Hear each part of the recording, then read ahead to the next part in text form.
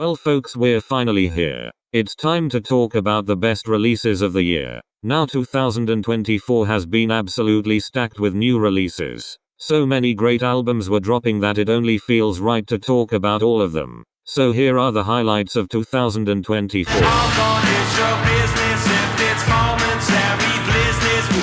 With its unique indie rock atmosphere, this album follows themes of romance, obviously as judging from the album's title, as well as commitment. It makes for a pretty smooth listen that doesn't really lose its charm throughout the 37-minute runtime.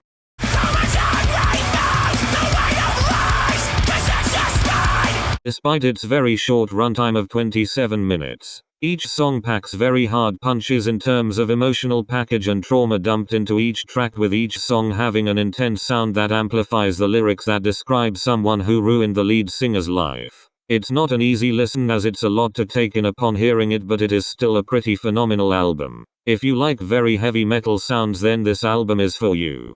Case in point, before we take a coin, first case to joint, catching my burly with a cup of taste destroy. On this album, Rock provides very slick lyricism on lush beats with soul samples on them, often giving him a soundscape he works very well in. If you're a fan of chill and laid back rap, I would definitely recommend this. Ever notice there's never no fix, only drunk crack, ain't writing gems to type with. For as much as a lyricist as Ka is, he also a deep philosopher and would often give back to his city of Brownsville as a firefighter for a noble cause one could only respect him for. And as this final record tackles religion, it also dives deep into other introspective things as well. On the intro, Bread, Wine, Body, Blood, the title refers to each topic he speaks about. The first being the money, which is the bread. He says that people act like money is gonna solve all the issues they have, despite the fact that they still have a crack epidemic going on in the streets. What then follows it are drugs, the wine. He says that the overconsumption of substances leads to brain loss and dental cavities, therefore it not being a worthwhile coping mechanism to lie on.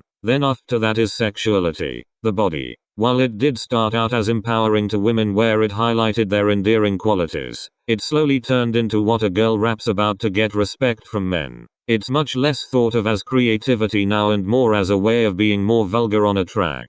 And then there's gang affiliation, the blood. He says that most people who used to make this music around the era in which he grew up have left the lifestyle as it is a bad impression on the youth and will inspire them to do the same horrible acts. After that is Beautiful, a song where Ka ignores the negativity and listens to his heart while he falls in love with a girl. Tested Testimony is where he reflects on what once was his position in rap and how it's at a much more elevated level now as where it was. He also reflects on getting older and his changing perspectives on the new rap scene. And Borrowed Time shows that Ka isn't willing to admit defeat in a pretty uphill battle, showing his commitment to showing others why he's superior. Those are just a few examples of where his deep lyricism goes on a record like this. I really recommend you listen to it because it's very focused and doesn't waste its runtime in the slightest. Also rest in peace to Ka.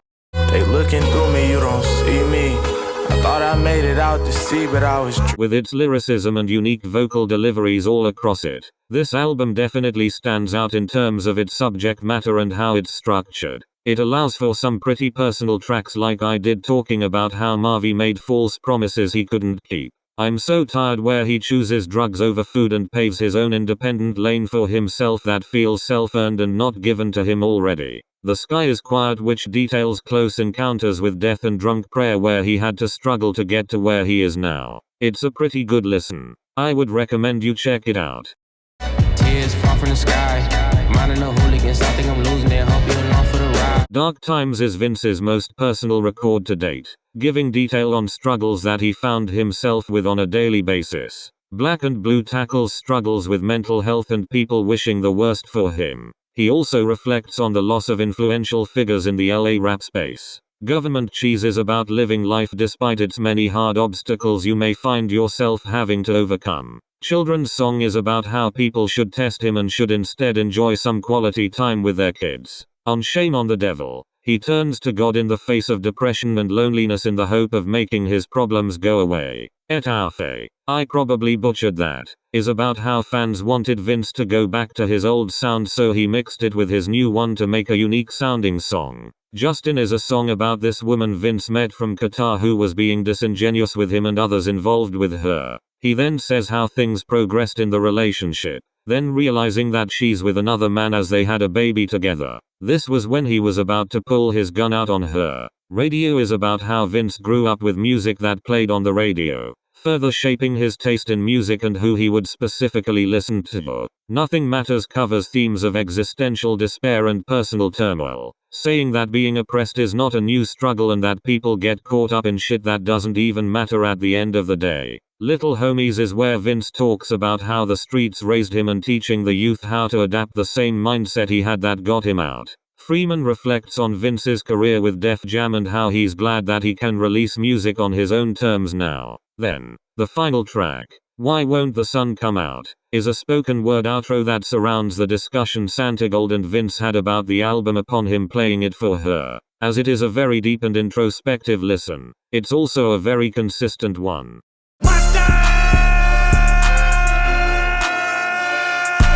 Yet, I saw an opportunity and took it. But onto the actual album it's from. GNX is a victory lap for Kendrick after emerging as the winner of one of rap's most important feuds of the year. Upon his success, people still wanted to see him fail. He channeled that energy on the intro track, Whacked Out Murals, as he voices his grievances following the act of someone defacing his LA mural. He also responds to the reactions people around him had to becoming a Super Bowl performer as Wayne was displeased with him getting the spot in New Orleans over him as well as Nas congratulating him on the feat. Then the next song that follows, Squabble Up, is an up-tempo West Coast banger where the energy that carried over from Not Like Us is very much still alive as he glides over this beat. Luther is a melodic cut between Kendrick and R&B singer SZA as they imagine a world without pain nor suffering. Man on the Garden is where he lists things that deserve him of entering the Garden of Eden. Hey Now is another West Coast bop with a feature from underground LA rapper Dodie Six. Reincarnated is where Kendrick envisions himself as people he feels the most connected to. In the first verse, he's John Lee Hooker, a blues singer who passed away in his sleep. And in the second verse, he's Billie Holiday, a jazz singer who struggled with drug abuse when she made it big. His third verse then talks about his present life, that being of his own TV off, is where Kendrick channels his Super Saiyan energy into yelling his favorite condiment at the top of his lungs. Dodger Blue is a more melodic cut that reflects on the cities of LA. I already talked about Heart Part 6 in my Best Songs of 2024 video, so go check that out to see my thoughts on that song. GNX is the title track that I didn't necessarily care for. And the final song, Gloria, is a song about his pen and his affection for songwriting. Crazy because on first listen niggas thought it was about a girl. Wrong. As this album brings the whole West Coast together in the biggest moment of the year. It celebrates all of Kendrick's accolades over the years as well as opening up about himself at the same time.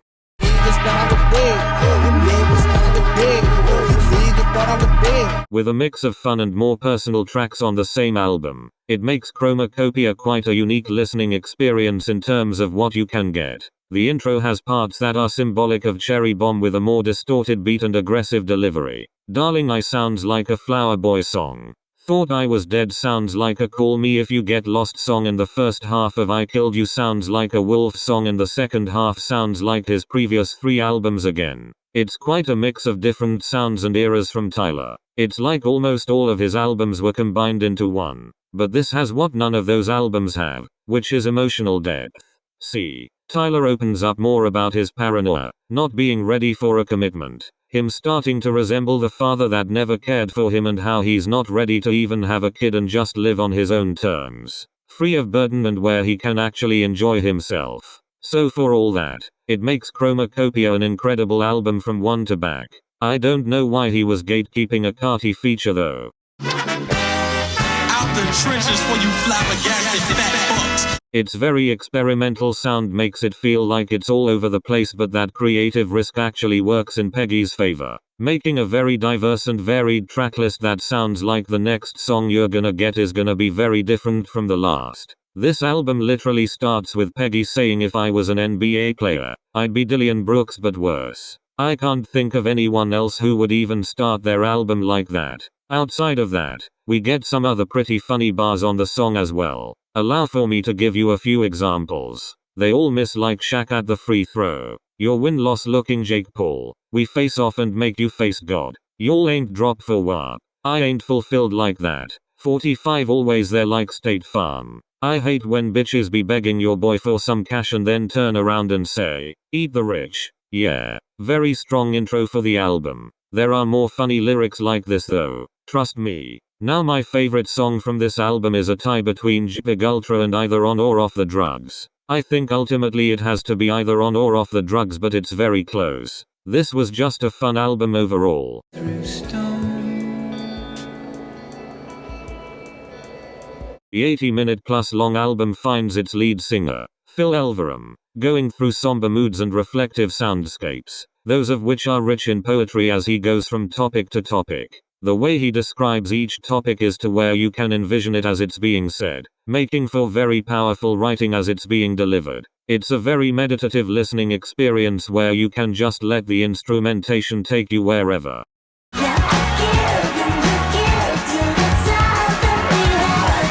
What can be described best as a musical journey of our protagonist discovering the ideal version of themselves? It is a wonderfully crafted synth-pop adventure that also throws other genres into its unique soundscape such as yacht rock and neo-psychedelia. As it is later learned though, there are obstacles that come in the way, even ones made of their own insecurities like tunnel vision. This causes them to become selfish on the song That's My Flaw, and then they feel regret as they ask to be released from their guilt. The closing track represents them further getting in touch with their ideal image, and it brings a fantastic close to the album. It's definitely in the running for best album of the year, which it might already be.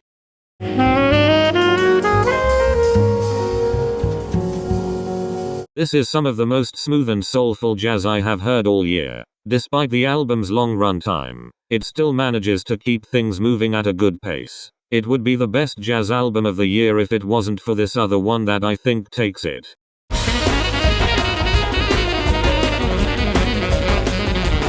Now it did drop during the whole Drake and Kendrick Lamar beef and is quite overlooked because of that, but let's not pretend that this is not one of the greatest jazz compositions of all time. I mean, every instrument here is used effectively to create a jazzy, funky and lively soundscape that complements the music very well. Even Andre's flute was used to good effect here, along with other great contributions from BJ the Chicago Kid and George Clinton. It makes for quite the listen.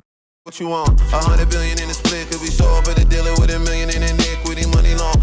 As it wears its Haitian culture on its sleeve, Rich Ass Haitian is a showcase into the unique rhyme schemes and wordplay of Mac Homie. I would talk about it more in detail, but, as you already know, the whole album was lyric DMCA'd, so let me just talk about other elements of the album, shall we? The beats are exquisite. Kaytranada comes in the clutch with a catchy, vibrant dance beat that sounds like it was made for Mac Homie to hop on, along with O3 Greedo's infectious vocals. Also, production from Conductor Williams will always be a W in my books. There are pretty good features on this thing as well. Outside of O3 Greedo, Black Thought, Vela Chris, Your Old Drood and Rock Marciano all make appearances as well and kill it on their parts. I couldn't recommend this album enough if I tried.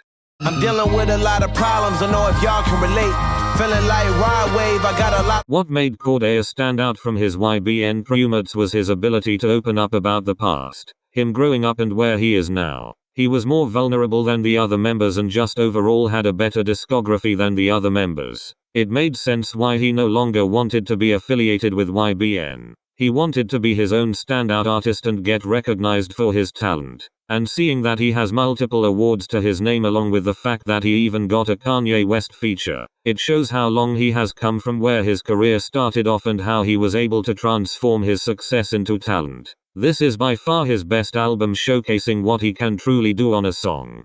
I went my own way and I made it. I'm your favorite reference, baby, call me. It's no wonder that the electro dance pop album went on to be the biggest phenomenon of the summer. Its promotion was massive and instantly caught on as a viral sensation. So much so that Kamala Harris used it for her presidential campaign. Everyone was talking about this album when it came out. And it's definitely for good reason. The catchiness of the record indirectly correlated to the widespread virality of it overall and kept people coming back for more, instantly making it her most successful album to date. And even though Brat Summer is over, boy are we gonna miss it.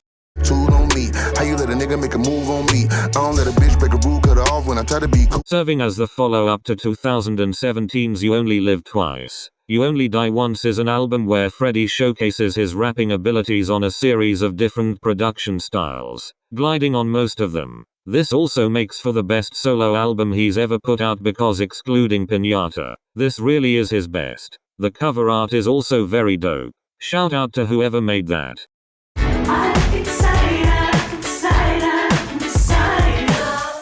Art pop legend Saint Vincent returned this year for their 7th solo album named All Born Screaming, and I gotta say, it's a very well-deserving comeback.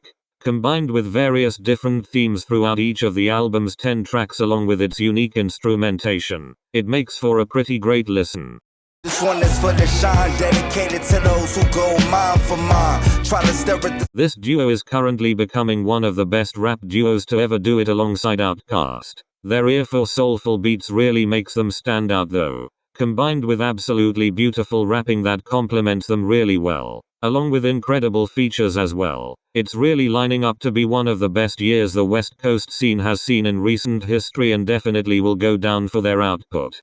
back to the source, walking on the sky. I was born with the force, don't care about the money. As someone who is pretty accustomed to the in-your-face and hardcore style New York rappers have brought to the scene of music that I grew up listening to, you know I'm already a natural born sucker for it. And boy have I found an indie act that best does that. Hailing from Philadelphia, the duo Joey Valence and Bray bring that energy the Beastie Boys had early on in their careers, even adding a little bit of their own charm to the mix like pop culture references and funny bars. It makes for an album that has a lot of personality and makes it stand out from the crowd almost instantly. Well, that concludes my list of the best albums of 2024. Let me know in the comments what you think and I'll see you in 2025. Also Merry Christmas to you all.